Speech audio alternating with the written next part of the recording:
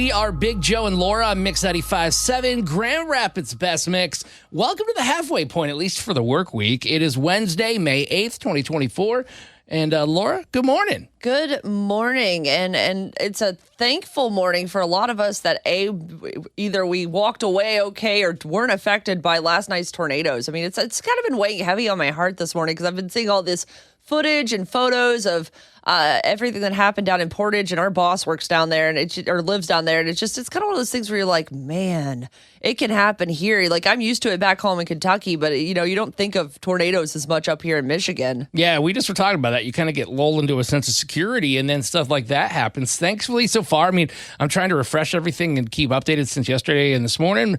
Looks like there's no deaths, but we definitely are there for you in Portage and surrounding areas. We're going to talk more about it coming up in the Need to Know news and throughout the show. But sure, if you're affected by it, or if you know somebody down there, I know you got a lot going on, right? Probably calling into a radio show is not your biggest priority, but we want to help and we want to figure out what we can do, what is needed, and hopefully that's where you can help us out and inform us so we can inform everybody else. Our number to call is 616-600-0957. That is 616-600-0957. Real easy too. If you have the Mix 95.7 app, you can contact us through a DM. The phone number's in there too. That's kind of like your all-in-one encompassing thing. Absolutely. And again, we were thinking of all of you guys this morning, and those of us who weren't affected by it. Let's take this as a sobering reminder. Make sure you always have a game plan in place. You never know what can happen. So just, talk to the kiddos, talk to your family. What do you do in this scenario? Have a game plan and be ready to go, because hopefully we continue this trend of, at least while we can't protect buildings and stuff, and we can protect each other's lives. That's the important part at the end of the day. Yeah, so we're going to try to have a fun show today. Going to get you through it. That's what we do every morning, but we're also going to try to help out our neighbors this morning. So once again, if you got anything, if you can help us out, give us information that you know or what's going on in your experience, 616-600-0957, or DM us, send a voice message. You can do all that inside the Mix 95.7 app. It's time for Big Joe and Laura's Need to Know news on Mix 95.7. Last night, severe weather brought 4 tornadoes to southwest Michigan. Now, Portage is one of the hardest hit areas. If you have not seen anything online yet, It was even worse than I imagined. Our boss, Eric, who lives in Portage, says it's just as bad as it looks. Oh, yeah. I texted him last night and was like, hey, are you alive? And thankfully he's okay, and his people are too. But it looks like it was a pretty rough go. Yeah, city officials believe 2 tornadoes touched down there last night, causing 16 injuries. Thankfully, no deaths. Some of the most significant damage happened by Center Avenue, Oakland Drive, Shuring Road, and Westonage Avenue. Now, did you see the FedEx facility that partially collapsed? Yeah, if you're waiting for a package and it doesn't show up for a few days, please be patient, because they had like 50 people trapped inside that FedEx facility, and it looked very bad. Thankfully, though, they were all able to get out safe last night, so shout out to the rescue crews doing that. Now, absolutely. The tornado also destroyed over a dozen homes in the Pavilion Estate Mobile Park. That's just terrible. But they believe everybody was able to get away safely, so that's at least some good news. Of course, we're going to give all the details we can of how you can help out your fellow neighbor and what the Salvation Army's doing inside that Mix 95.7 app. And here's some good news that'll make you feel a little bit better after that. A longtime resident of the Kent County Animal Shelter has been adopted after 500 days. Oh my God, that's so long. Yeah. Toffee, who is a mastiff mix, came to the shelter back in October 2022 as a stray, and she spent over 500 days there. She's kind of energetic and playful. Someone adopted her at one point, and they ended up taking her back because she was a little too much for their family, and sometimes that happens. Mastiffs are beautiful dogs, but they're big. You got to know what you're getting into. Yeah, you got little guys around, people-wise. That dog's going to knock them over real quick. So I can understand where Toffee had to find just the perfect home, and she has. She's been there for a month, and we're super excited for her and her family. And your final Need to Know news story takes us to the east side of the state near Detroit. 2 Oak Park high schoolers were honored after saving their gym teacher's life. He had a heart attack during a student-teacher basketball game. Now, these 2 juniors did CPR and were able to bring him back to life. This is the teacher and the 2 girls talking about the incident. Medically, I was gone. My dad and my brother both went the same age, 53, 55, boom. We were sitting in the bleachers. Something's wrong. I just knew I had to do something. I began compressions, and around two and a half rounds of compressions, the AED was brought. Corey placed the AED pads. I was like, if you get tired, let me take over compressions. My baby brother has seizures, so I always run to her CPR. Wow, that is just amazing, and I love that those girls knew what they were doing. And the fact that unfortunately they had a background that allowed them to know that. I'm glad that they had that information and were nearby, but that's just heartbreaking. That is Big Joe and Laura's Need to Know News here on Mix 95.7. Good morning. We are the Big Joe and Laura Show on Mix 95.7, Grand Rapids Best Mix. And we want to talk about the tornadoes that touched down in West Michigan last night. 4 total touchdown, 2 of them hitting the city of Portage. 2 of the biggest damage points we've seen so far include the partial collapse of that FedEx building on Portage Road that temporarily left 50 people trapped, and the Pavilion Estates Mobile Park, which has left several families without homes and even a trailer flipped upside down. Thankfully, no casualties so far. We're seeing some injuries, but it looks like everybody is thankfully walking away mostly unharmed physically. Governor Whitmer did declare a state of emergency for Kalamazoo, St. Joseph, Branch, and Cass counties. So meaning in the near future days, if you've got damage and stuff, there will be funds there to help you out, and we'll get you in the loop on that as soon as we know that. But thankfully, we're trying to help find resources and hear your stories this morning. If you're affected by this, if you have friends or family that were, or if you know places we can plug in to help people, please do not hesitate to give us a call, 616-600-0957. And on the line this morning, we have our boss, Eric, who lives in Portage, about a mile away from where the tornado happened. Eric, how are you doing this morning? It wasn't the most fun sleeping night because there is no power here on the south side of Portage. Oh no, so you're without power? We are without power, and just about everybody on the south side. So the storm passed through the center of the city, and just about everything south is without power. So no residential, no business, no stoplights. So half of the city is without power. And an estimated return time sometime late tonight is what Consumers Energy is saying. Some of the other things that I've seen just blow my mind, like that FedEx center partially collapsed. It looked like the whole thing went down. It was so bad, and everybody trapped inside. Thankfully, they got out. That's insane. That is a very new facility built within the last 2 years. So, heartbreaking that here's something brand new, that investment in the city that was, destroyed by this tornado. And that facility is within sight distance of the Kalamazoo Airport. The track had been slightly different. We would be talking about major damage at the city's airport as well. That's absolutely just heartbreaking to hear. So you were home at the time. What was it like, at least where you live, when the tornado came through? I know you were about a mile away. My home is about a mile south of the path of the tornado. I will tell you, I was making my way home from work in Grand Rapids. I pulled off 131 between Plainwell and Kalamazoo when the worst of the rain was coming through, and I called my brother, who said, you need to go to the basement. So we gathered the cats as best we could. She went to the basement. And, again, we didn't see it here. But then when I did get in, it took me 30 minutes to get home because every road was blocked by trees, down fires. You're always a turn right, a U-turn, till I finally found the path that would allow me to get home. Because of that tornado passed right through the center of the city, just about every main north-south road was blocked by damage. And it's going to be, through the day today that crews are working to just open up the streets in the city so that people can get through. The damage is just incredible, Eric. Then also, we were reading about the tornado destroyed over a dozen homes in the Pavilion Estates Mobile Park. What is the biggest thing that you've seen that people are needing help with, or that I guess people like us here in Grand Rapids can do? Joe, I heard you say it in Need to Know News. Salvation Army has opened up a couple of centers at some area churches. Take a look at that Salvation Army website. Take a look at Mix 95.7's app. Take a look at all the media in West Michigan.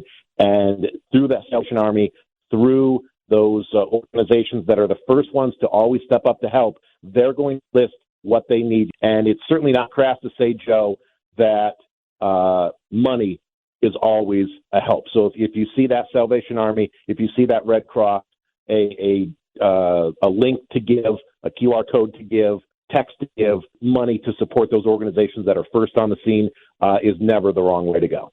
Well, thank you for calling in. I know you have a lot going on in your personal life, but we're hoping everybody else, too, that knows somebody or is actually affected themselves will call us. Just check in. Let us know what's going on. 616-600-0957. When you get into work today, take your time if you are coming in. But I think Laura and I, along with you, we want to sit down and we want to figure out what can Mix 95.7, what can the Big Joe and Laura Show do to help out our friends down there. 100%, Joe. And let me give you this. Joe, you mentioned Westnedge Avenue. You mentioned Center, the hardest hit areas. Let me give you the analogy to Grand Rapids. Westnedge Center are some of the main commercial and residential main streets through town. So imagine a tornado that went down the path of 28th Street. That would be the Grand Rapids similarity. You would imagine how much that would the area, the city.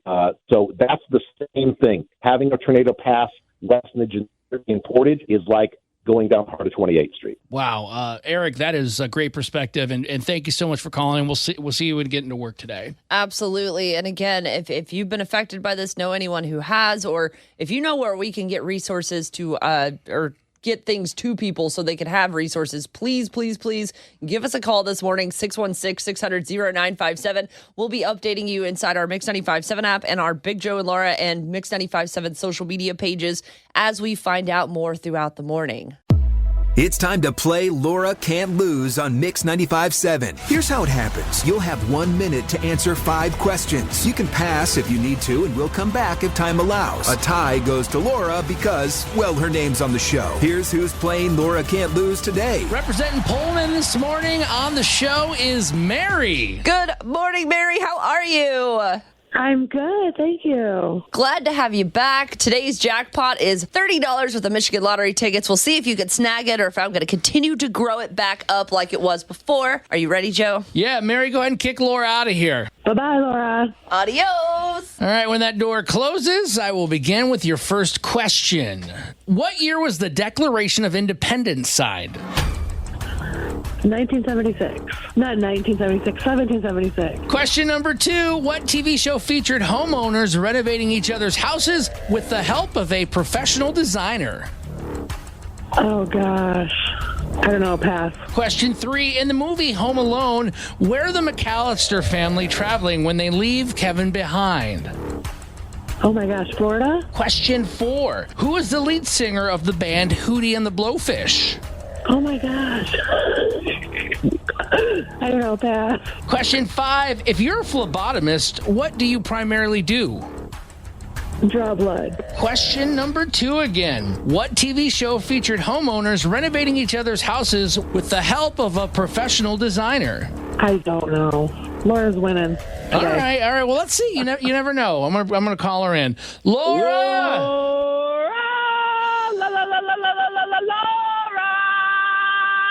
All right, Mary, so while Laura's coming in, what do you do for a living? Well, right now I'm staying home with my 5-month-old baby. Oh, congratulations. Usually I'm a parapro at school. Thank you, yeah. Oh, so you got your hands full. Okay. Yeah, you're not sleeping either. I team no sleep, Mary. I get it. Maybe we'll have an even matchup today then. All right, Laura, to tie Mary, you got to get 2 right. Any more than that, and you win. All right, let's see how I do. Question 1.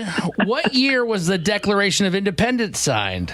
1776. Thank goodness you both got that right. It's like, Mary almost slipped up. She's like, 1976? I'm like, man, this is a young country. But she got it. 1-1 going into question 2. I get it's that no sleep with the newborn. I get it, Mary. No judgment. What TV show featured homeowners renovating each other's houses with the help of a professional designer? I mean, that could describe so many shows, Joe. Oh, wait, it's each other's houses? Listening skills engaged. Listen, again, no sleep. I have no clue. I don't know any of these house shows. Extreme Home Makeover. Good show. Ty, I don't know why he yells so much, but no, that's not it. It was Trading Spaces. Oh, yeah, I guess that does make sense. I've never watched any of those shows. Despite you both getting that wrong, we still have a tie game, 1-1 going into question 3. In the movie Home Alone, where are the McAllister family traveling when they leave Kevin behind? Chicago. That's where they're from. That's where they're from. That's right. They were going to Paris. That's right, because New York's the second one. That's the one I liked as a kid. I don't remember the first one. Shame on you. I know. Still a barn burner, 1-1 going into question 4. Who is the lead singer of the band Hootie and the Blowfish? Hootie? No kidding. It's Darius Rucker. I used to think that was his name, but yeah, Darius Rucker. He's also got a successful country career. His name. Really hates it when you call him Hootie. Fun fact. So don't do that if you ever meet Darius Rucker. Something tells me Laura did that. Okay. Yeah, maybe I did. Hootie! Laura's got a 2-1 lead going into question 5. If you're a phlebotomist, what do you primarily do? Draw blood or deal with blood in general. That is correct. Somehow Laura sucked out a win. 3-2 today. I'm sorry, Mary. It wasn't your day. Mary, it wasn't mine either. Don't feel bad. It's okay. I had fun. Oh, thank you for playing. Mary, you know what you got to do now, right? I'm Marion Pullman, and Laura can't lose. Hey, if you want to try to take me on, give us a call now, 616-600-0957. It's time for Big Joe and Laura's Need to Know News on Mix 95.7. Last night, severe weather brought 4 tornadoes to southwest Michigan. Now, Portage is one of the hardest hit areas. If you have not seen anything online yet, it was even worse than I imagined. Our boss, Eric, who lives in Portage, says it's just as bad as it looks. Oh, yeah. I texted him last night and was like, hey, are you alive? And thankfully he's okay and his people are too. But it looks like it was a pretty rough go. Yeah, city officials believe 2 tornadoes touched down there last night, causing 16 injuries. Thankfully, no deaths. Some of the most significant damage happened by Center Avenue, Oakland Drive, Shuring Road, and Westonage Avenue. Now, did you see the FedEx facility that partially collapsed? Yeah, if you're waiting for a package and it doesn't show up for a few days, please be patient because they had like 50 people trapped inside that FedEx facility and it looked very bad. Thankfully, though, they were all able to get out safe last night, so shout out to the rescue crews doing that. Now, absolutely. The tornado also destroyed over a dozen homes in the Pavilion Estate Mobile Park. That's just terrible. But they believe everybody was able to get away safely, so that's at least some good news. Of course, we're going to give all the details we can of how you can help out your fellow neighbor and what the Salvation Army's doing inside that Mix 95.7 app. This is some great news after that. The Boy Scouts of America is changing their name for the first time in their 114-year history to become Scouting America. You say it's great news, but I saw so many people on their keyboard. What is going on? Blah, blah, blah, blah, blah. I think this is a great thing because the new name is going to help include everyone who could be a scout now. I mean, the organization began allowing gay youth back in 2013, and in 2017, they made the historic announcement that girls would be accepted, and they've been joining. In fact, there were nearly 1,000 young women in the first class of female Eagle Scouts back in 2021, and now they have all-girl troops. So it's like, this is really cool, and I think Scouting and Girl Scouts are 2 very different organizations, and I think that they can serve women in very cool ways. So I love seeing everyone be included, and if that makes you mad, then go be mad in a corner and be mad that everybody else is having a good time. That's your own prerogative. I'd love to hear if there's any young ladies here in West Michigan that are actually in the Scouts. That'd be kind of cool to hear from you. Absolutely. Please give us a call. Or DM us in that Mix 95.7 app. For your final Need to Know news story, we're going on to TikTok, where a woman posted a video after somebody stole not 1 but 2 dolls she had in a display case from her yard sale. Now, here's the thing. She wants the thief out there that did that to know this. To the thief that stole these dolls out of the yard sale at 3 o'clock this morning, you're going to regret it. They're haunted. Had you waited till sunlight, you would have seen the sign that was under them that said, haunted dolls. If you have children,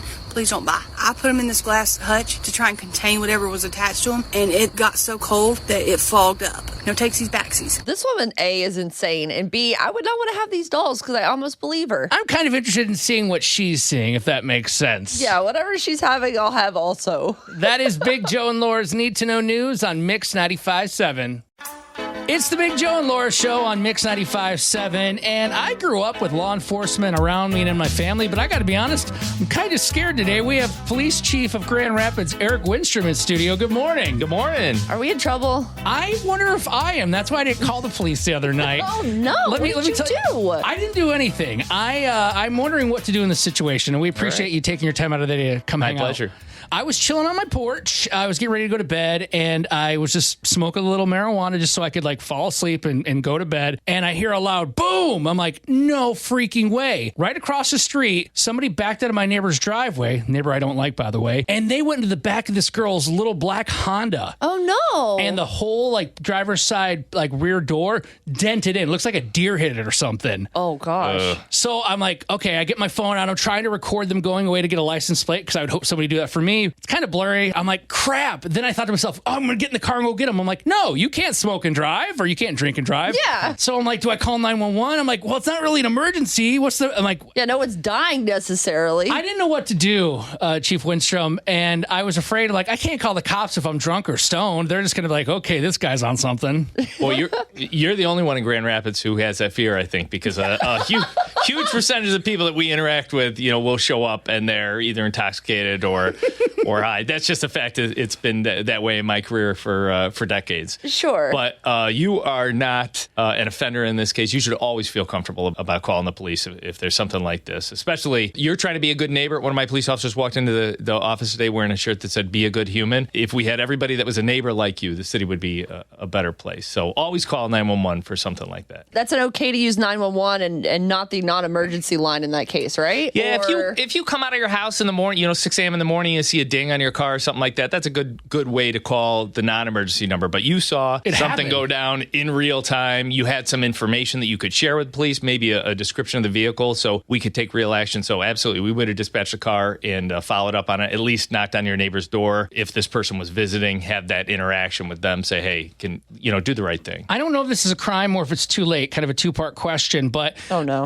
You know how you get the 911 calls? You can hear people saying 911, what's your emergency? The person talks. Like the transcript? Yeah, I would love to hear myself on 911, on the call. Can I call today and just reenact it? I don't think that's a good idea, Joe. My dispatch center probably wouldn't be very happy with that. It's supposed to be a real emergency that's happening, but maybe if we have a test later this week, we'll have you be the test subject to call in and see how the lines are working. Chief, I appreciate you saying I'm a good neighbor, and I think I am. I mowed the lady's lawn next door, pat myself on the back. But I went and looked at the Ring camera footage because we got cameras everywhere around our house.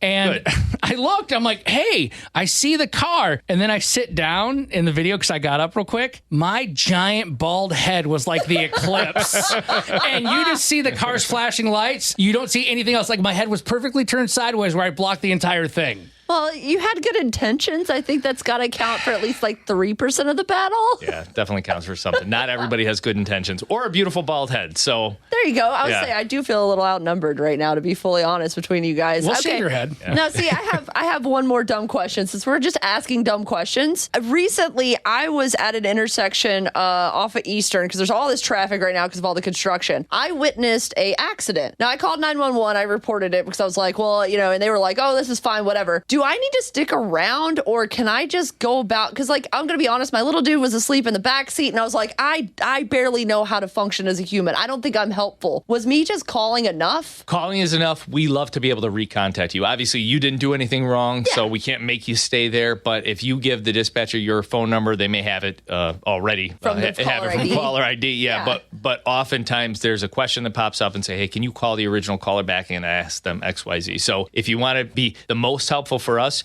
just leave us a way for us to contact you, and that's all we ask for. Okay, cool. Because it's happened once or twice. You don't want to ever see an accident, obviously, but sometimes things happen around you, and you're just the right place at the right time. I always think I'm like, well, I'm not a first responder. I can't pull them out of the car. I can't be helpful in that case, but there is a way I still can be helpful in that scenario. You sound like a good neighbor too. Well, I'm trying. I don't know if my neighbors always agree, especially when I don't mow my yard enough, but I'm trying with the little things I can do. So, Chief Winstrom for the Grand Rapids Police Department, thank you for coming on in here and helping me figure out what to do with this whole hit and run situation. Yeah, thanks for having me.